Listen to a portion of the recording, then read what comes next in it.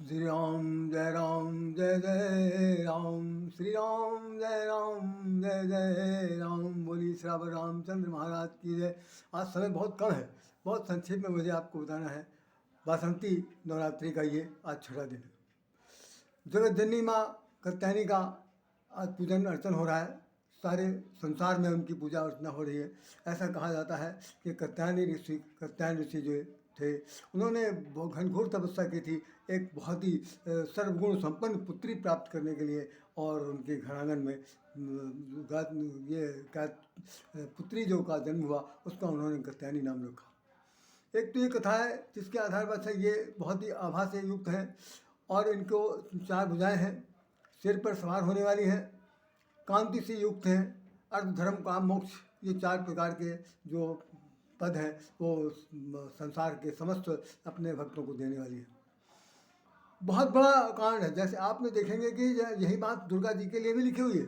दुर्गा जी हम लोग जब आरती गाते हैं उसमें लिखा है, कोई कहीं पर तो लिखते हैं अष्टभुजाधारी और कंचन थाल विराजत करके आरती गाई जाती, और कहीं पर यह है कि 4 भुजा वाली भी कह करके गीत गाया जाता। यहाँ पर भी कात्यायनी देवी के लिए 4 भुजाएँ दी गई हैं। चारों भुजाओं में कमल के फूल भी हैं, वरद हस्त भी है, और वो हर प्रकार से सर्वसंपन्न है। पूरे संसार का भरण पोषण करने के लिए, पूरे संसार को अपने वरद हस्त से अभिसंचित करने के लिए उन्होंने इस संसार में जन्म लिया, और कात्यायनी के रूप में वो जानी जाती है। तो अर्थ धर्म काम मोक्ष, ये 4 चीज़ें। ये बात हमारे रामचरितमानस में भी लिखी है। जिस वक्त भगवान गौरी जी की पूजा की जाती है तो माता पार्वती के मंदिर में जाकर के, गिरिजा के घर में जाकर के उन्होंने कहा, जानकी जी ने यही कहा, सेवत तोई सुफल फल चारी और बरदायनी त्रिपुरारी प्यारी। वो त्रिपुरारी की प्यारी है, त्रिपुरा राक्षस को मारने वाले भगवान शंकर की प्यारी है, ठीक है। लेकिन यहाँ पर कात्यायनी के रूप में भी चार फल दे रही हैं। वो 4 फल कौन कौन से हैं? अर्थ धर्म काम मोक्ष की प्राप्ति। व्यक्ति को संसार में क्या चीज़ चाहिए? अरे अर्थ चाहिए भाई, धन धान से संपन्न हो। ऐसा धन नहीं चाहिए जो दूसरों का धन छीन लिया जाए अपने घर में भरा जाए। इस धन की आवश्यकता नहीं। मतलब अपने बाहुबल से, भगवत कृपा से जो धन मिले उस धन को ही धन कहा जाएगा, बाकी धन की धन नहीं कहा जा सकता। उसे एक प्रकार का अर्थार्जन करने की एक कुचेष्टा है। तो यहाँ पर वो धन देने वाली है। अर्थ धर्म पर चलने की शिक्षा से देती हैं, और साथ साथ यह है कि काम संसार की रचना के लिए, परिवार को बसाने के लिए, पुत्र संतान की उत्पत्ति की लिए भी ये है कि उनका वरदान दिया जाता है कि भाई हर लड़की की गोदी हरी भरी है, परिवार में, घर आंगन में नन्हे मुन्ने बच्चे खेलें, इनका भी आशीर्वाद वो देती हैं। चौथा मोक्ष की प्राप्ति है कि अर्थ से संसार का कामकाज चलेगा, धर्म से धर्म के पथ पर चलेंगे, संतान की उत्पत्ति होगी तो संतान की उत्पत्ति को भी हमें अच्छे सद्मार्ग पर लगाएंगे, और चौथा ये कि इन तीनों काम करने के बाद हमें मोक्ष की प्राप्ति चाहिए। कम से कम ये शरीर छूटने से पहले हम कम सदगति को प्राप्त हो। इन सब चीज़ों को भी माता कात्यायनी उन्हें वरदान के रूप में, उन्हें क्या, हम सब लोग को वरदान देती हैं। हमें पूजा पाठ करना चाहिए, उनके चरणों में शीश झुकाकर नमन करना चाहिए कि वो मुझे, हम दोनों, हमारे कर कमलों में मुझे उनका आशीर्वचन प्राप्त हो। एक बात तो ये हुई।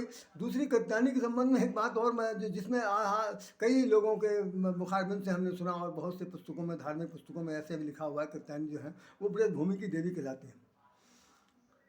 और आपको जानकर आश्चर्य होगा, जिन लोगों ने विंध्याचल देवी के मंदिर में दर्शन करने गए हैं, ये दूसरा प्रसंग मैं बता रहा हूँ, दूसरा प्रसंग है जो इससे बिल्कुल बिल्कुल कनेक्टेड है। जो लोग विंध्याचल देवी के मंदिर में दर्शन करने के लिए गए हैं, विंध्याचल स्टेशन पर उतरते ही एक बहुत बड़ा बोर्ड, कई खम्भों में बड़े बड़े बोर्ड लगे हुए हैं, और इसके बाद उनके मंदिर में बोर्ड लगे हुए हैं कि वो जो है वो नंद गोप सुता है, अर्थात युद्धवंश की नंद बाबा की पुत्री हैं। और नंद बाबा के घर में जो पुत्री पैदा हुई थी, उसी पुत्री को जो बसदेव थे लेकर आए थे। आने के बाद जिस वक्त वो दुष्ट कंस ने उनका पैर पकड़कर पत्थर पटकने की चेष्टा की थी, तो उसके हाथ से छूट गई।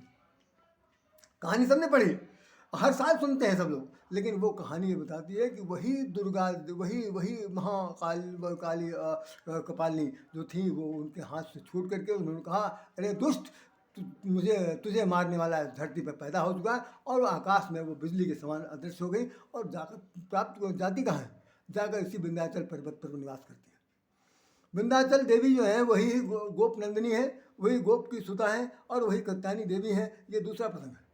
कुछ लोग, बहुत से लोग जानकार हैं, वो लोग जानते हैं, कुछ नहीं बताना चाहते हैं, कुछ समझदार अपने अपने ढंग से अपनी अपनी बात कहते रहते हैं। लेकिन हमने जहाँ तक देखा कि अभी मैं इन आँखों से जो देख रहा हूँ तो मैं कह ही रहा हूँ, हम कह रहे हैं आप भी जाकर देख लीजिए। वहाँ पर स्टेशन पे लिखा हुआ है, स्टेशन के बड़े बड़े बैनर जो लगे हैं उन पर भी लिखा हुआ है गोप सुता नंदिनी।